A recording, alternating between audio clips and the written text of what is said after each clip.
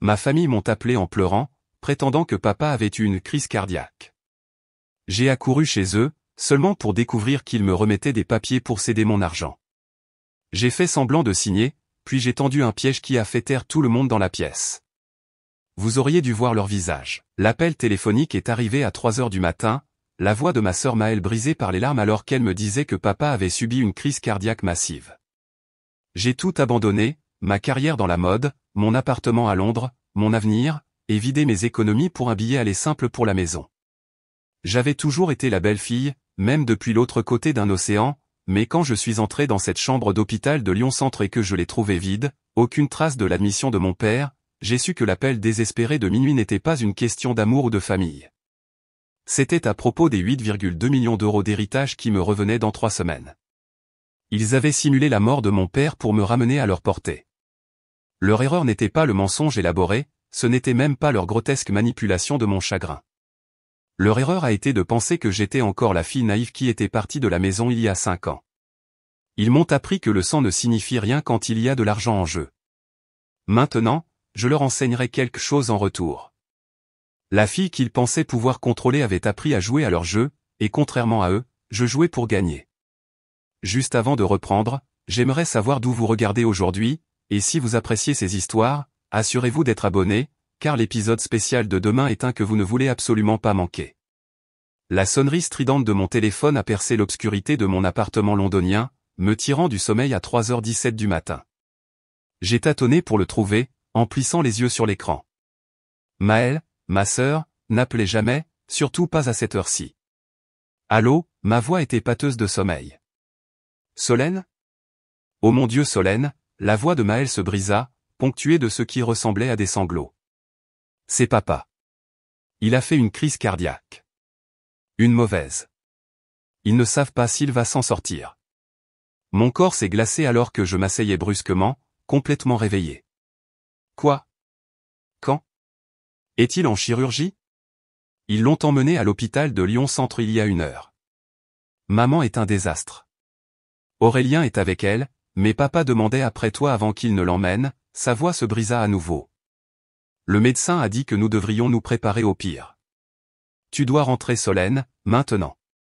J'étais déjà sorti du lit, allumant les lumières, mon esprit s'emballait.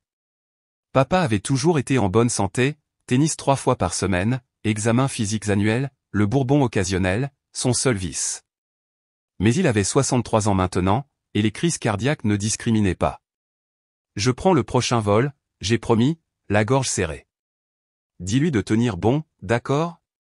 Dis-lui que j'arrive.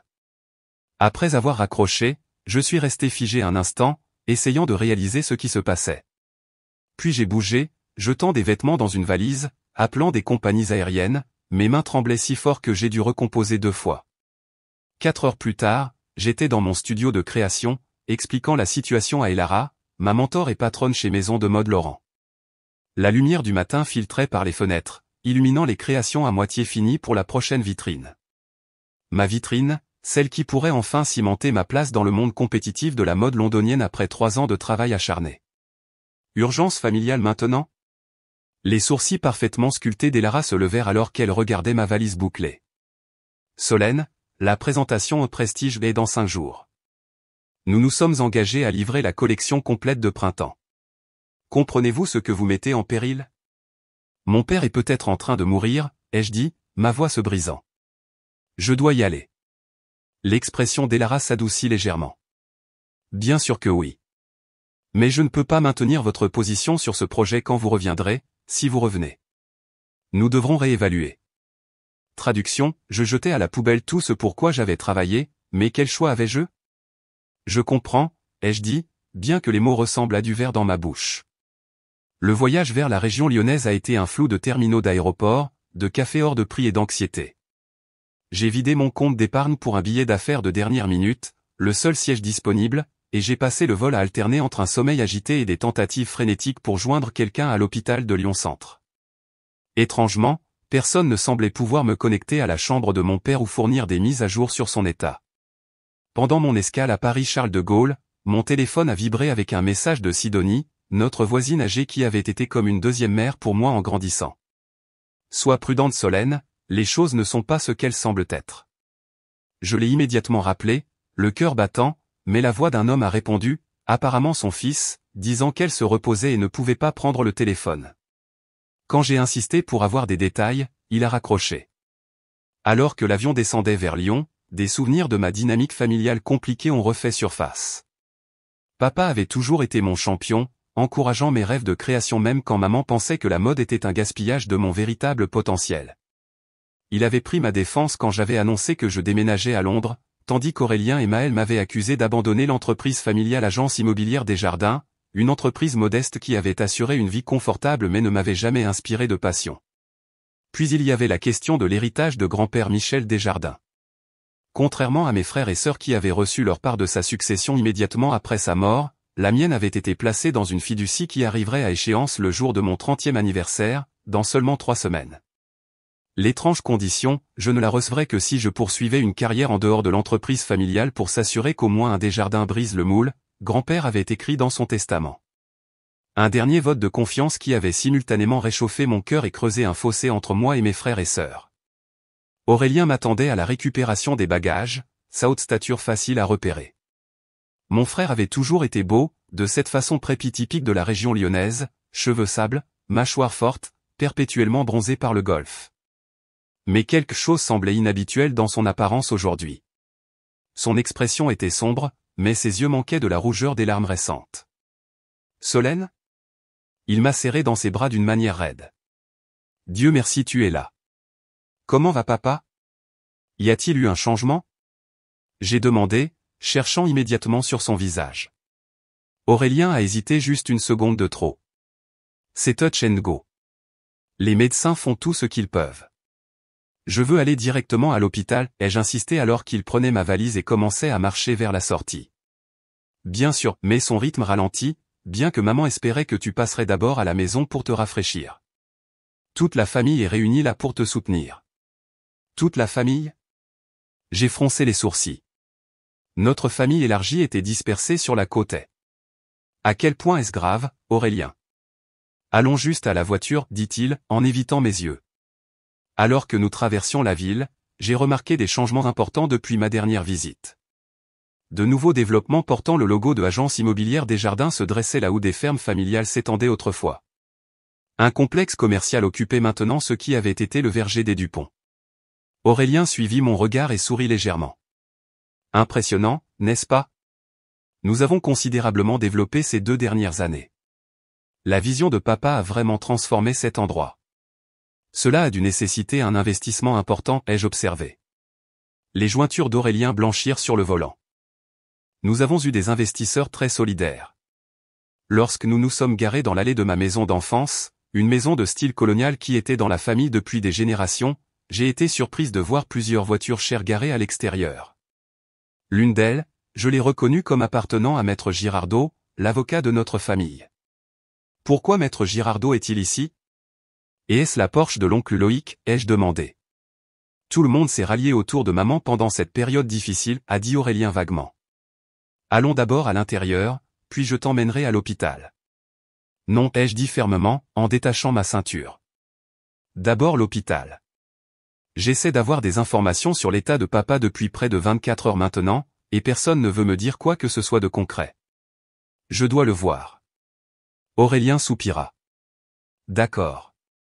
L'hôpital de Lyon-Centre était à 15 minutes en voiture, passé dans un silence inconfortable. Quand nous sommes arrivés, Aurélien m'a conduite à l'unité de soins cardiaques avec une confiance qui suggérait qu'il y était venu plusieurs fois la veille. Mais lorsque nous nous sommes approchés du poste des infirmières, l'infirmière en chef semblait confuse. Chambre 417, Aurélien lui a dit. Charles Desjardins. L'infirmière a froncé les sourcils, tapant sur son ordinateur. Je suis désolé, nous n'avons aucun patient de ce nom. C'est impossible, a insisté Aurélien. Il a été admis hier pour une crise cardiaque. Monsieur, je suis en service depuis hier après-midi. Nous n'avons admis personne nommé Desjardins, et la 417 est vide depuis mardi.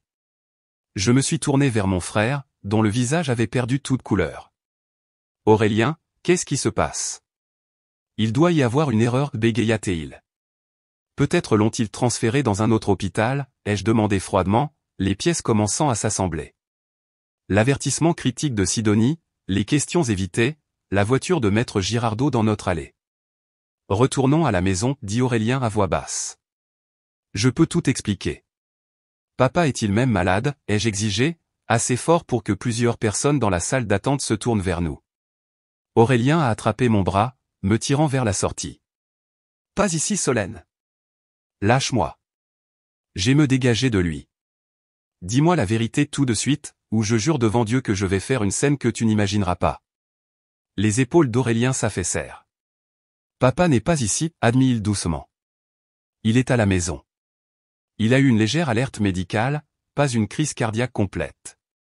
Nous avons peut-être exagéré la gravité. La trahison m'a frappé comme un coup physique. Vous avez menti pour me faire venir ici. J'ai tout abandonné. Nous avions besoin que tu rentres, Aurélien interrompit, sa voix pressante. C'est important, Solène. La famille. C'est important. J'expliquerai dans la voiture. Mais il n'a pas expliqué, pas vraiment.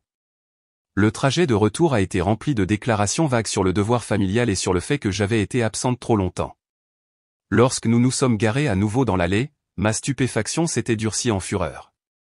Je me suis précipité dans la maison devant Aurélien, suivant le son des voix jusqu'à la salle à manger. Là, était assise ma famille, pas autour d'une table mise pour un repas sombre pendant une crise sanitaire, mais entourée de documents et d'ordinateurs portables. Maman, l'air parfaitement apprêté avec ses boucles d'oreilles en perles et son pull en cachemire. Maëlle, dont l'appel téléphonique larmoyant m'avait fait traverser un océan, buvant calmement son café. Maître Girardot, l'avocat, examinant les papiers. Et papa, mon père soi-disant critique, peut-être mourant, debout près de la fenêtre avec un verre de bourbon, l'air aussi robuste qu'il l'était à Noël il y a 2 ans. Ils se sont tous figés quand je suis entré, un tableau de culpabilité. Solène, papa s'est rétabli le premier, posant son verre et s'avançant vers moi avec des bras tendus. Ma chérie, tu es rentrée. J'ai reculé, évitant son étreinte. N'ose pas. Maman se leva, lissant son pantalon. Solène, je sais que tu dois être confuse. Confuse? Je ne suis pas confuse. Je suis furieuse. Vous m'avez menti.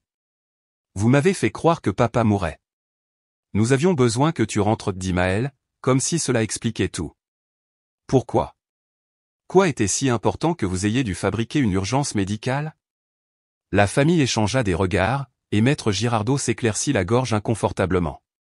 Peut-être devrions-nous tous nous asseoir, suggéra papa. Prendre un déjeuner, et nous pourrons tout expliquer calmement. Je ne veux pas déjeuner. Je veux la vérité, maintenant. Papa soupira. Il y avait une situation qui se développait avec l'entreprise familiale. Nous avions besoin d'en discuter avec toi en personne, pas au téléphone. Une situation si dire qu'elle justifiait de me faire croire que vous étiez sur votre lit de mort? Nous avons peut-être exagéré, admit maman, ne semblant pas particulièrement contrite. Mais Solène, nous étions inquiets pour toi, toute seule à Londres. Il est temps que tu rentres là où est ta place. Surtout avec ton anniversaire qui approche. Mon anniversaire? Et avec lui l'accès à mon héritage. C'est une question d'argent, n'est-ce pas, ai-je dit lentement, la prise de conscience se faisant. La fiducie de grand-père. Le bref scintillement dans les yeux de papa le confirma avant qu'il ne puisse le masquer avec une préoccupation paternelle. C'est une question de famille, répliqua-t-il. De sécuriser l'héritage des jardins que ton grand-père a mis tant d'efforts à construire. Maintenant pourquoi ne montes-tu pas te reposer un peu et nous aurons un vrai dîner de famille ce soir pour tout discuter? Je voulais hurler, lancer quelque chose, réserver le prochain vol de retour pour Londres. À la place, j'ai hoché la tête raidement et suis monté dans ma vieille chambre, qui semblait étrangement inchangée depuis le lycée, comme préservée dans l'ambre, attendant mon retour. Une fois seul, je me suis effondré sur le bord du lit, tremblante de rage et de douleur. Mon téléphone a vibré avec un message d'un numéro inconnu. Retrouve-moi chez le bistrot de Paul à 21h. Viens seul. Solène Sidonie. J'ai maintenant compris son avertissement. Le dîner fut un exercice de prétention excruciating. Maman avait préparé mon plat d'enfance préféré, rôti de bœuf avec pommes de terre rôties, clairement une partie de la stratégie de manipulation. La conversation resta superficielle, bien que j'ai remarqué des regards significatifs échangés entre mes parents chaque fois que le sujet s'écartait vers ma vie à Londres ou mon anniversaire prochain. Après le dîner, papa invita tout le monde à prendre un brandy dans son bureau, mais je prétextai la fatigue et le décalage horaire. Personne ne protesta trop. Il voulait probablement élaborer une stratégie sans moi de toute façon. Dans ma chambre, je me suis changé en jean et un pull sombre, puis je me suis faufilé par la porte de derrière à 20h45. Le bistrot de Paul était accessible à pied, un établissement ouvert 24h24 qui avait à peine changé depuis mes années de lycée. Sidonie était assise dans une cabine du coin, ses cheveux argentés soigneusement coiffés comme toujours, les mains serrées autour d'une tasse de thé. À 78 ans, elle restait perspicace et redoutable, une professeure d'anglais à la retraite qui avait enseigné à des générations d'enfants des jardins et ne mâchait jamais ses mots avec aucun d'entre nous. « Je n'étais pas sûr que tu viendrais, dit-elle alors que je me glissais dans la cabine. Je n'ai presque pas, ai-je admis. Qu'est-ce qui se passe, Sidonie? Pourquoi m'ont-ils vraiment fait rentrer? La serveuse apparut et je commandai un café, attendant qu'elle parte avant de me pencher en avant. Ils ont simulé une crise cardiaque. Sidonie, qui fait ça? Des gens désespérés, répondit-elle, sa voix basse. Ta famille a des problèmes solennes. De sérieux problèmes. Des problèmes financiers. Elle hocha la tête. L'entreprise s'est développée trop vite. Ton père a tout misé sur des développements qui ne fonctionnent pas. Maintenant, les investisseurs commencent à s'inquiéter, les prêts sont rappelés, et il y a des murmures sur des pratiques financières inappropriées. J'ai pensé aux nouveaux bâtiments portant notre nom, aux voitures chères, à l'évasivité d'Aurélien concernant le financement. Et ils ont besoin de mon héritage pour les renflouer? Bingo. Sidonie tendit la main dans son sac à main et en sortit un journal plié qu'elle fit glisser sur la table. C'était une section économique d'il y a 3 mois présentant un petit titre, Les promotions des jardins font face à un procès d'investisseurs, construction interrompue sur le projet Les Rives du Lac. Ceci n'est que la pointe de l'iceberg, poursuivit Sidonie. Je les regarde se démener depuis des mois. Ta mère vend ses bijoux, l'adhésion de ton père au club de golf est soudainement suspendue, et Aurélien se fait de très étranges nouveaux amis. Le genre qui pratique des taux d'intérêt qui ne correspondent pas vraiment aux réglementations bancaires. Pourquoi me dis-tu cela? Ai-je demandé, bien que je le sache déjà. Parce que ton grand-père était mon ami, et il a mis en place cette fiducie de cette manière pour une raison. Ses yeux bleus délavés mais toujours intenses rencontrèrent les miens. Charles a toujours été trop imprudent, trop désireux de s'étendre sans base solide. Michel, ton grand-père, craignait ce qui se passerait si Charles prenait un jour le contrôle de toute la fortune familiale. C'est pourquoi il a protégé ta part. Le café arriva et je serrai mes mains autour de la tasse chaude, essayant de tout assimiler. Alors, qu'est-ce que je fais? Cela dépend, dit Sidonie. Veux-tu sauver ta famille ou te sauver toi-même? J'ai à peine dormi cette nuit-là, la question de Sidonie résonnant dans mon esprit.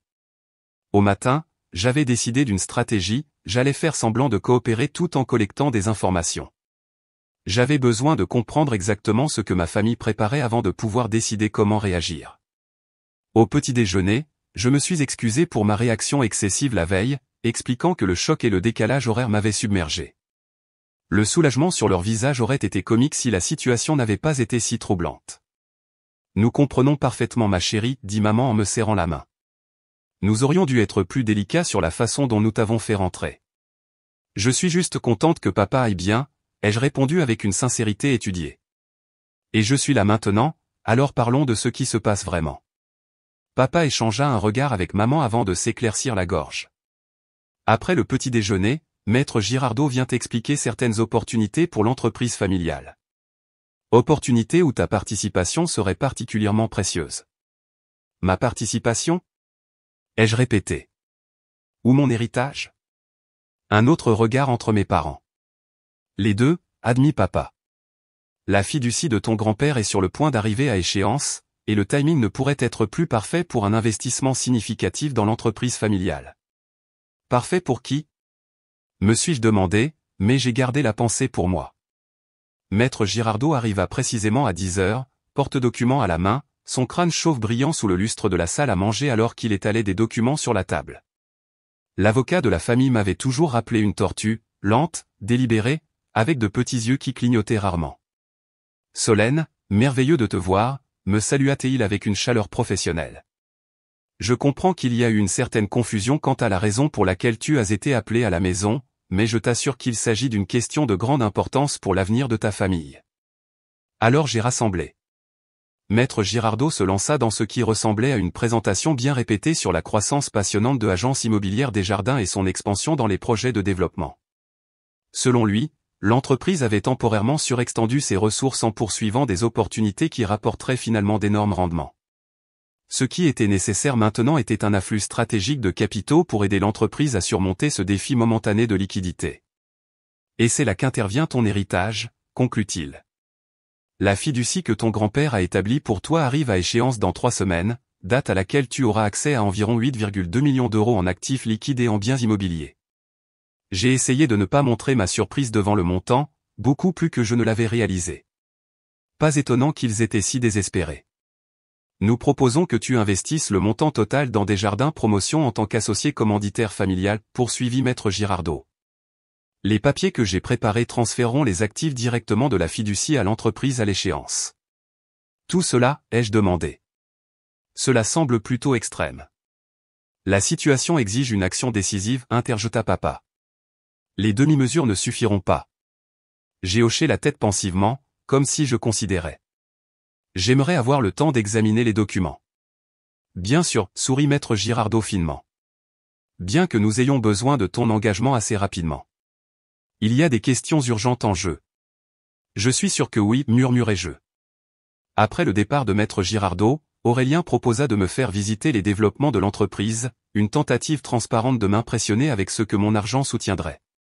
J'ai accepté, en profitant pour poser des questions apparemment innocentes qui révélèrent bien plus qu'Aurélien ne le réalisait sur la situation précaire de l'entreprise.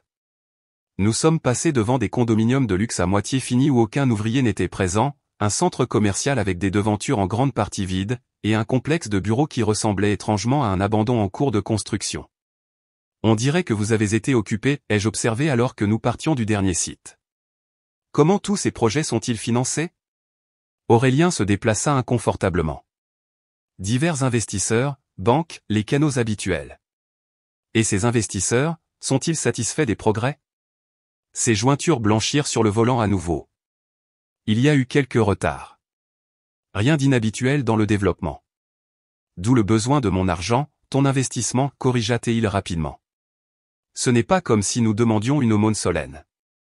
Tu seras une associée à part entière. Dans quoi exactement? Me suis-je demandé silencieusement. Ce soir-là, maman m'a rejointe dans la cuisine alors que je me faisais un thé. Pour la première fois, j'ai remarqué la tension autour de ses yeux, le léger tremblement de ses mains habituellement fermes. Solène, commença-t-elle hésitante. Je sais qu'hier a été choquant, et je suis vraiment désolé pour la tromperie. Mais tu dois comprendre, nous sommes confrontés à une situation très difficile. Alors explique-le-moi, maman. La vérité cette fois-ci. Elle jeta un coup d'œil vers l'entrée puis baissa la voix. Ton père a hypothéqué tout. La maison, mon héritage de mes parents, nos fonds de retraite. Si ces projets ne commencent pas à générer des rendements très bientôt, nous allons tout perdre. Un instant, sa vulnérabilité sembla sincère et j'ai ressenti un éclair de sympathie. Puis elle continua, c'est pourquoi nous avons besoin de ton héritage Solène. C'est la seule façon de sauver la famille. Et voilà. Ce n'était pas nous avons besoin de ton aide-boub, nous avons besoin de ton expertise commerciale, mais nous avons besoin de ton héritage, comme si l'argent leur appartenait déjà à réclamer. J'ai besoin de temps pour réfléchir, ai-je dit, prenant mon thé et me retirant dans ma chambre. Cette nuit-là, j'ai soigneusement examiné les documents que Maître Girardot avait laissés, photographiant les pages clés avec mon téléphone. Le langage juridique était dense, mais l'intention était claire, à mon 30e anniversaire, tous les actifs de la fiducie de mon grand-père seraient immédiatement transférés à Desjardins Promotion, avec moi ne recevant qu'une participation minoritaire qui pourrait être diluée à la discrétion du conseil d'administration, un conseil contrôlé par mon père et mon frère. En substance, je remettrai la totalité de mon héritage et ne recevrai presque rien en retour, sauf le privilège d'aider à renflouer l'entreprise défaillante de ma famille. Dans le tiroir de mon bureau d'enfance, j'ai trouvé une vieille lettre de mon grand-père, glissée dans mon annuaire de lycée. Le papier jauni craquela alors que je le dépliais. Ma chère Solène, au moment où tu liras ceci, je serai probablement parti. J'ai mis de côté ta part de l'héritage d'une manière qui la protège de ceux qui pourraient la voir comme une solution à des problèmes qu'ils ont eux-mêmes créés. Fais confiance à tes instincts, surtout quand il s'agit de famille. La détermination des Desjardins est forte en toi, mais souviens-toi qu'elle peut être à la fois une bénédiction et une malédiction. Avec tout mon amour, grand-père. J'ai tracé son écriture familière avec mon doigt, ressentant un lien renouvelé avec l'homme qui avait vu cela venir des années auparavant. Le lendemain matin, j'ai passé un appel crucial à Maître Bertrand, l'ancien avocat de mon grand-père qui avait établi la fiducie, maintenant à la retraite sur la Côte d'Azur. Il a semblé surpris de m'entendre, mais est rapidement devenu sérieux lorsque j'ai expliqué la situation. C'est exactement ce que Michel craignait, soupira-t-il. Ton père a essayé de contester les termes de la fiducie juste après la mort de Michel, tu sais, il voulait que tout l'argent soit consolidé sous l'entreprise familiale. Peuvent-ils y accéder sans mon consentement, ai-je demandé. Absolument pas. La fiducie était blindée. Seul toi peux autoriser tout transfert d'actifs une fois que tu auras 30 ans. En fait, a-t-il ajouté, il y a des protections supplémentaires que j'ai intégrées à l'insistance de Michel. Si quelqu'un tentait de te contraindre ou de te manipuler concernant la fiducie, il y a des dispositions qui pourraient rediriger les actifs vers des fondations caritatives à la place. Un poids s'est levé de mes épaules. Alors ils ne peuvent pas me forcer à signer quoi que ce soit. Non, ils ne peuvent pas. Mais Solène, sa voix est devenue prudente, s'ils sont assez désespérés pour simuler une urgence médicale, ils pourraient être assez désespérés pour d'autres mesures. Sois prudente. J'ai passé la journée à jouer le rôle de la fille belle et réfléchie, posant des questions sur l'entreprise qui ont fait croire à ma famille que j'envisageais sérieusement leurs propositions. À chaque conversation, j'ai recueilli plus de preuves de leur mauvaise gestion financière et de leur situation de plus en plus désespérée. En soirée, j'avais reconstitué une image inquiétante. Desjardins Promotion avait essentiellement fonctionné comme un système de Ponzi pendant les 2 dernières années, utilisant l'argent des nouveaux investisseurs pour payer les rendements aux investisseurs précédents tout en détournant des millions d'euros pour le style de vie de ma famille. Mon héritage était leur dernier espoir d'éviter non seulement la faillite mais potentiellement des accusations criminelles de fraude. Alors que je me préparais à rencontrer Sidonie à nouveau pour partager ce que j'avais appris, Maëlle a frappé à la porte de ma chambre. Ma sœur avait toujours été la diplomate de la famille, celle envoyée pour aplanir les situations difficiles avec son charme et ses compétences persuasives. « Salut » dit-elle appuyée contre l'encadrement de la porte. « Tu veux sortir un peu faire du shopping ? Peut-être il y a une nouvelle boutique en centre-ville qui me rappelle ton style. » L'invitation était si transparente que j'ai failli rire. Mais une journée entre filles pourrait fournir des opportunités pour plus d'informations. Bien sûr, ai-je accepté, cela semble sympa. La boutique était exactement ce à quoi je m'attendais, hors de prix et sans inspiration, mais elle a fourni le prétexte pour déjeuner ensuite dans un café branché où Maëlle pouvait prétendre que nous étions juste des sœurs se retrouvant. 3 verres de vin dans le repas, sa façade soigneusement construite commença à se fissurer. « Tu ne sais pas ce que ça a été, » se plaignit-elle, faisant tourner son verre vide entre ses doigts manucurés. Papa a été impossible. Changeant constamment de plan, faisant des promesses aux investisseurs qu'il ne peut pas tenir. Et Aurélien n'est pas mieux. Il siphonne de l'argent vers ses propres comptes depuis des mois. Pense que personne ne remarque. J'ai gardé mon expression neutre, l'encourageant à continuer. Ça doit être stressant. Stressant ? C'est un cauchemar. Le mois dernier, j'ai dû dissuader papa d'utiliser la fiducie de maman pour un projet de marina ridicule. Peux-tu imaginer ? Le seul argent qui nous reste et qui n'est pas lié à ces désastres. Je pensais que maman avait déjà contribué son héritage, ai-je dit, me souvenant de notre conversation dans la cuisine. Maëlle roula des yeux. Elle t'a dit ça ? Classique maman, jouant toujours la martyre. Non, elle a gardé sa fiducie séparée. Femme intelligente. Elle se pencha de manière conspiratrice. Entre nous, je pense qu'elle se prépare au pire. Elle transfère des actifs sous son nom de jeune fille depuis des mois. Intéressant. Donc même ma mère ne faisait pas entièrement confiance à l'entreprise familiale qu'elle me faisait pression pour investir en. Qu'est-ce qui se passe si je ne signe pas mon héritage, ai-je demandé négligemment. L'expression de Maëlle s'assombrit. Ne plaisante même pas avec ça. Nous parlons de faillite, de procès, peut-être pire. Papa a affaire à des sources de financement peu orthodoxes, des gens que tu ne veux pas décevoir. Ça a l'air sérieux. Ça l'est. Elle a attrapé ma main soudainement. Solène, je sais à quoi tout ça ressemble. La façon dont nous t'avons fait rentrer était mauvaise. Mais nous sommes toujours une famille. Nous devons nous serrer les coudes. » J'ai serré sa main, me demandant s'il y avait une réelle préoccupation pour moi dans sa supplique ou si j'étais simplement la solution à leurs problèmes. « J'y pense, Maëlle. J'y pense vraiment. » Ce soir-là, j'ai rencontré Maxence, mon petit ami du lycée qui travaillait maintenant comme enquêteur pour l'unité de lutte contre la criminalité financière. Nous nous étions reconnectés par un message soigneusement rédigé qui ne révélait pas trop mais suggérait que j'avais besoin de conseils professionnels. Il a accepté de me rencontrer dans un café d'une ville voisine où il était peu probable que nous soyons reconnus. Maxence était passé d'un adolescent dégingandé à un homme aux épaules larges avec des yeux sérieux et une confiance tranquille. S'il était surpris par ma réapparition soudaine dans sa vie ou ma demande énigmatique, il ne l'a pas montré. Alors, dit-il après que nous ayons échangé de brèves amabilités. Qu'est-ce que c'est cette histoire de fraude financière potentielle dont tu voulais discuter ? Hypothétiquement, j'ai exposé la situation en termes généraux, sans nommer spécifiquement ma famille. Maxence écouta attentivement, posant occasionnellement des questions de clarification qui révélaient son esprit analytique aiguisé. D'après ce que tu décris, dit-il, fondamentalement, nous envisageons des fraudes par virement électronique, des fraudes sur titre, des tromperies d'investisseurs et possiblement du blanchiment d'argent, selon les sources de financement peu orthodoxes que tu as mentionnées. À quel point parlons-nous sérieux ? Accusation fédérale sérieuse. Des années en prison sérieuse. Ses yeux se plissèrent.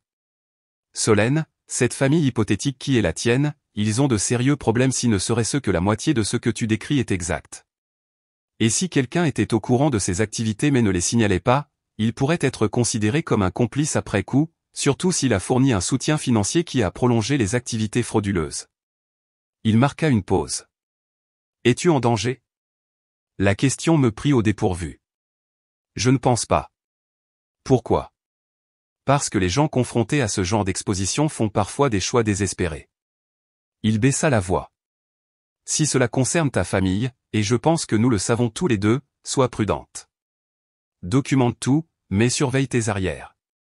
Cette nuit-là, j'ai créé un dossier cloud sécurisé et j'ai téléchargé toutes les preuves que j'avais recueillies, des photos de documents, des enregistrements de conversations, des notes de mes conversations avec Sidonie, Maître Bertrand et Maxence. J'ai également écrit une chronologie détaillée des événements depuis l'appel simulé de crise cardiaque, pendant que les détails étaient frais dans mon esprit.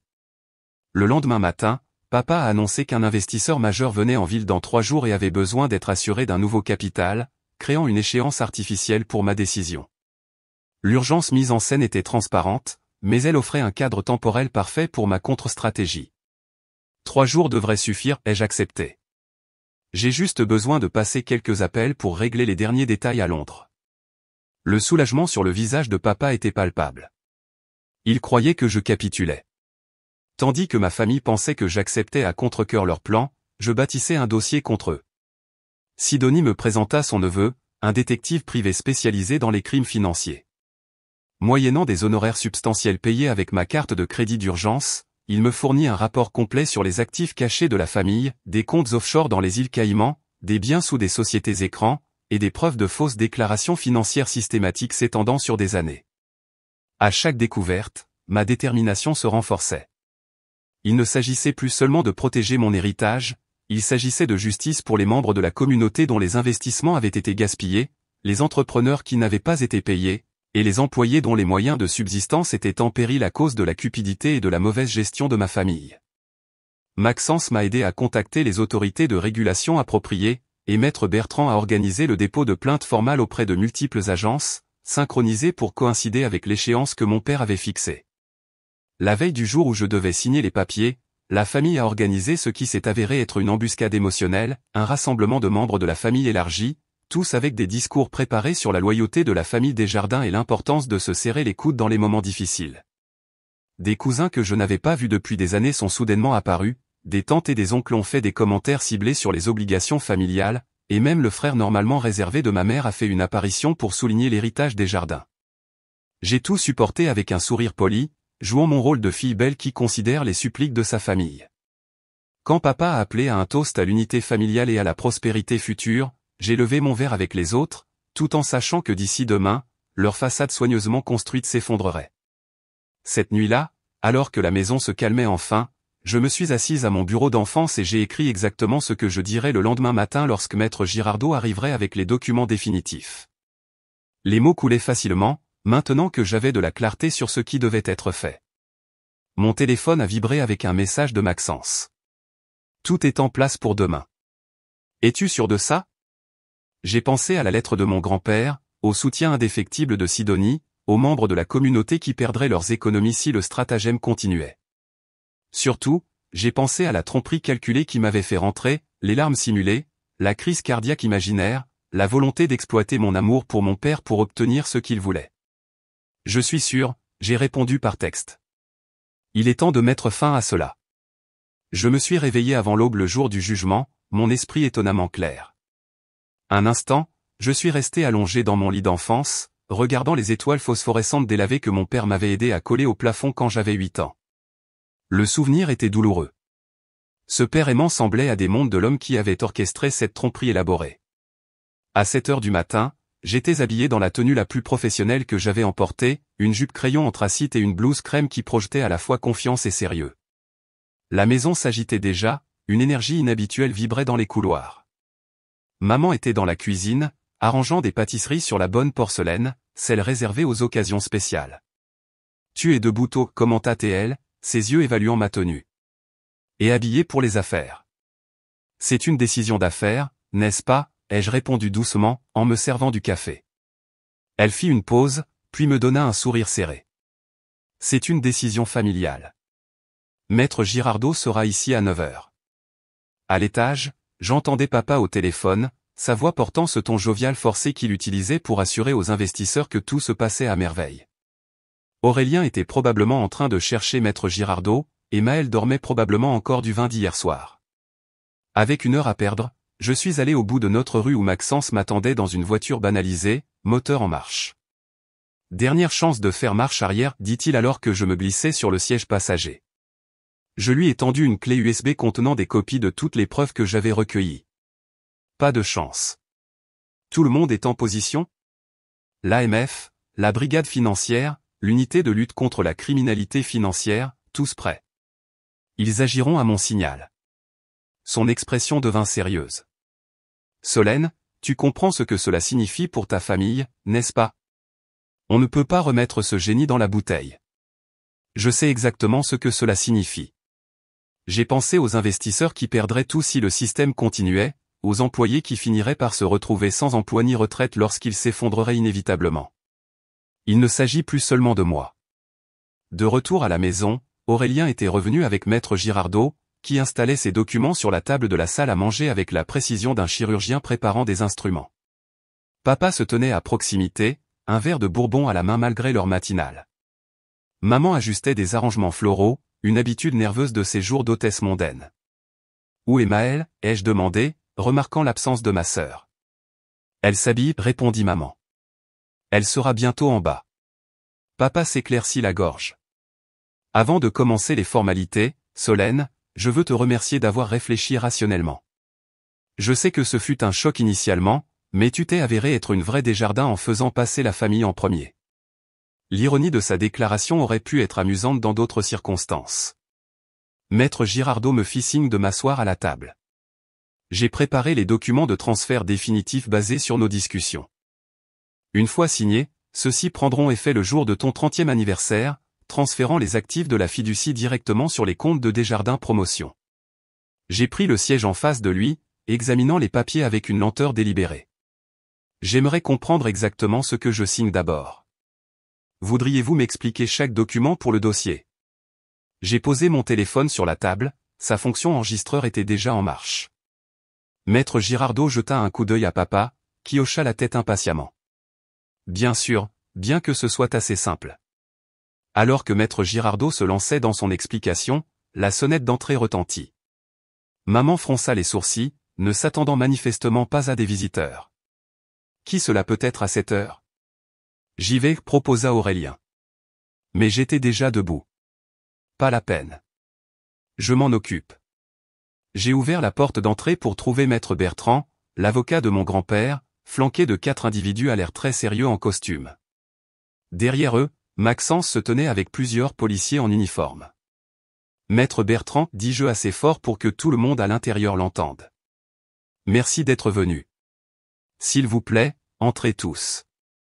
Le regard sur le visage de papa alors que le groupe entrait dans notre foyer valait bien toutes les nuits blanches de la semaine passée, le choc cédant à la confusion, puis à l'horreur naissante alors que les badges étaient montrés et les présentations faites. Charles Desjardins, vous êtes en état d'arrestation, l'un des costumes s'avança. Je suis l'agent spécial Heather Reynolds de la brigade financière. Nous avons un mandat pour fouiller ces lieux et saisir les documents financiers liés à Desjardins Promotion. Maman apparut dans l'entrée, son visage perdant sa couleur. Que signifie tout cela? Madame Desjardins, un autre agent l'interpella. Je suis de l'autorité des marchés financiers. Nous enquêtons sur des allégations de fraude sur titre, de fraude par virement électronique et de tromperie d'investisseurs. Tous les regards se tournèrent vers moi, la réalisation naissant dans leurs expressions. Solène. La voix de papa était dangereusement basse. Que as-tu fait? J'ai soutenu son regard fixement. J'ai fait ce que grand-père aurait attendu de moi. J'ai protégé son héritage, le vrai, pas le château de cartes que vous avez construit. Je me suis écarté alors que les agents passaient devant moi avec leur mandat de perquisition, se dirigeant directement vers le bureau de papa et les dossiers de l'entreprise gardés dans notre sous-sol. Tu n'as aucune idée de ce que tu as fait, siffla papa, sa façade charmante complètement disparue maintenant. Tu crois être une sorte de héroïne? Tu viens de détruire cette famille. Non papa, tu as fait ça quand tu as décidé de mentir, tricher et voler. Et quand tu as simulé une crise cardiaque pour me manipuler afin de financer ta fraude. Maître Girardot essayait de rassembler ses papiers, mais un agent de l'AMF l'arrêta. Ces documents sont des preuves potentielles, monsieur. Aurélien bondit vers moi, son visage déformé par la rage, mais Maxence s'interposa entre nous. Cela serait une très mauvaise décision, monsieur Desjardins. Sale petite. Aurélien grogna par-dessus l'épaule de Maxence. Tu crois être si intelligente. Tu n'as aucune idée à qui tu as affaire, quelles sont les relations de papa. Nous allons surmonter ça, et quand nous le ferons. Ça suffit. L'agent de la brigade financière interrompit. Monsieur Desjardins, veuillez reculer ou nous devrons vous maîtriser. Maman s'effondra sur une chaise, sa parfaite contenance se brisant enfin. Solène, comment as-tu pu nous faire ça? Nous sommes ta famille. C'est pourquoi je devais le faire, maman. Parce que la vraie famille ne s'exploite pas mutuellement. La vraie famille ne ment pas et ne manipule pas pour obtenir ce qu'elle veut. J'ai ouvert ma mallette et sorti les dossiers de preuves que j'avais compilés. J'ai trouvé les registres de ce que vous avez fait à tante Isaline, la sœur de papa. Celle dont vous m'avez dit qu'elle était morte du cancer. Elle n'est pas morte, n'est-ce pas? Papa lui a fait la même chose que vous avez essayé de me faire. Seulement, elle n'avait personne pour la prévenir. Le visage de papa pâlit. Qui t'a parlé d'Isaline? Les registres publics sont des choses incroyables, ai-je répondu. Tout comme les certificats de décès qui listent le suicide comme cause de décès, pas le cancer. Et les vieux articles de presse sur des sœurs contestant des testaments et perdant tout. Maëlle apparut sur les escaliers, toujours en robe, bâillant à la scène en bas. Qu'est-ce qui se passe? Ta sœur a décidé de trahir la famille, papa s'énerva.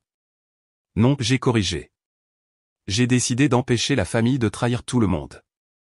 Savez-vous combien de personnes dans cette ville ont investi leurs fonds de retraite dans vos projets? Combien d'entrepreneurs vous avez laissé impayés? Combien d'employés?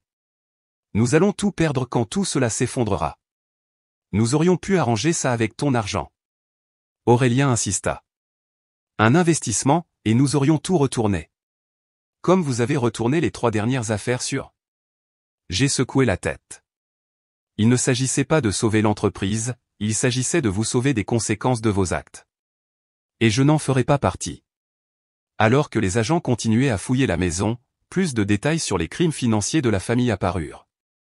Papa dirigeait ce qui équivalait à un système de Ponzi depuis des années, utilisant l'argent des nouveaux investisseurs pour payer les rendements aux investisseurs précédents, tout en détournant des millions d'euros pour le style de vie de la famille. Maman avait été complice, aidant à charmer de riches prospects lors de dîners et d'événements mondains.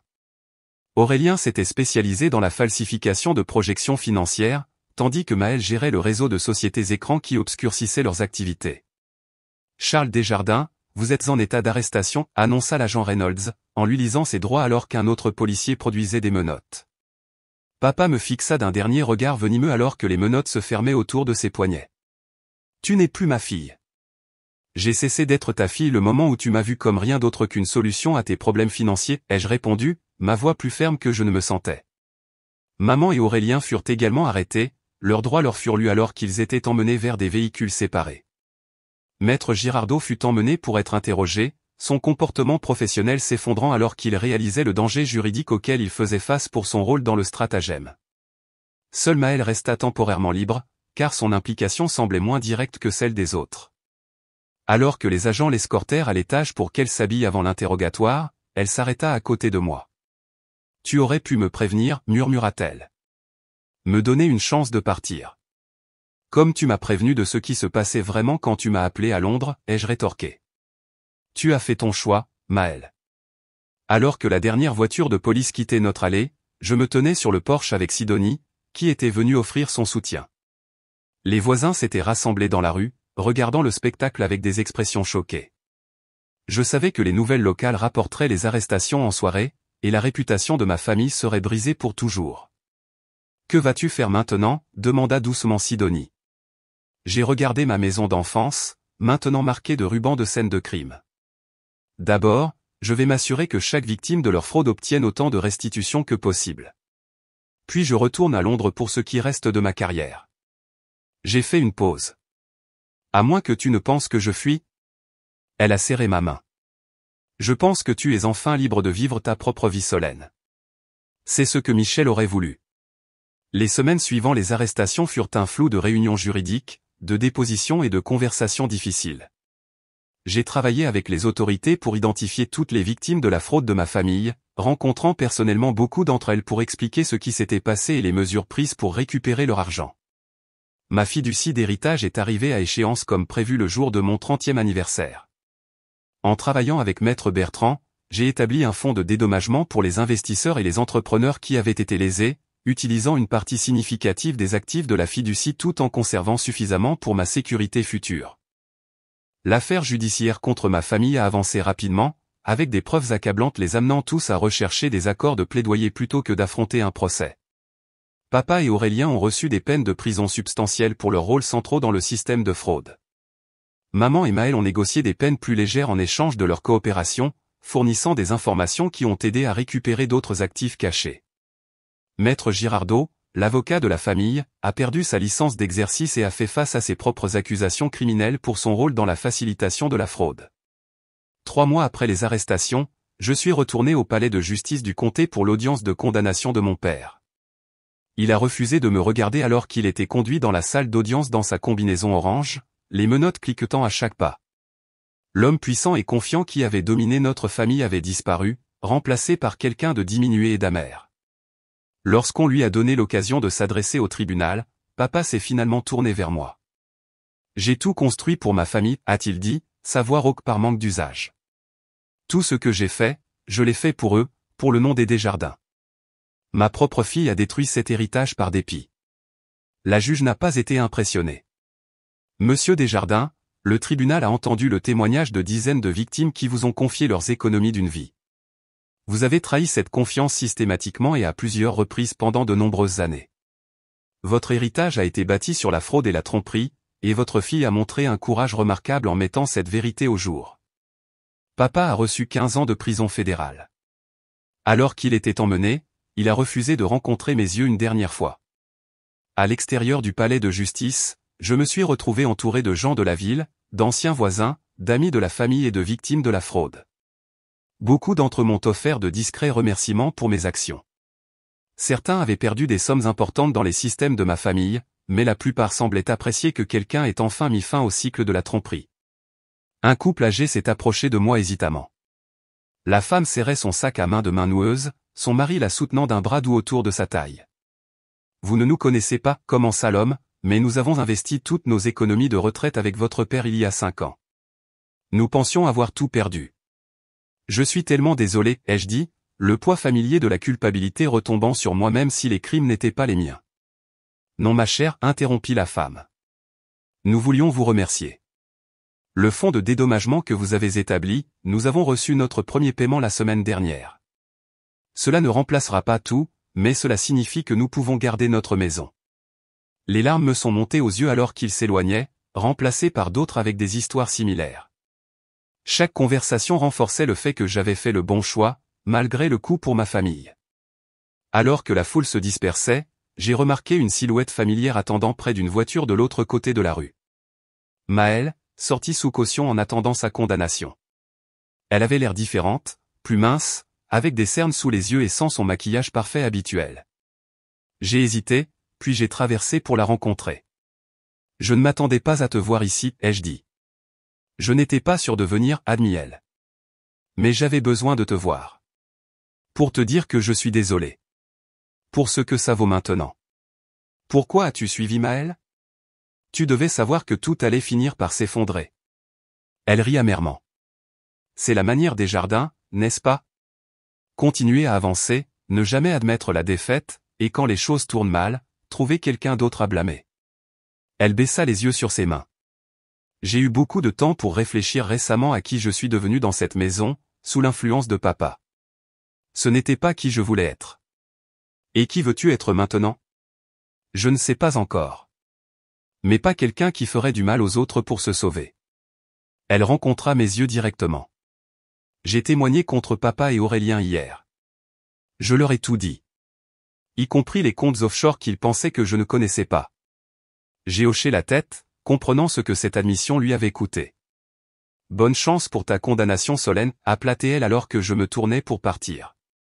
Pour ce que ça vaut, je suis vraiment désolé pour l'appel téléphonique. Pour Londres? Je sais, ai-je dit, et j'ai été surprise de réaliser que c'était vrai. 1 an plus tard, je me tenais dans l'espace récemment rénové qui avait autrefois abrité le bureau principal de l'agence immobilière des Jardins.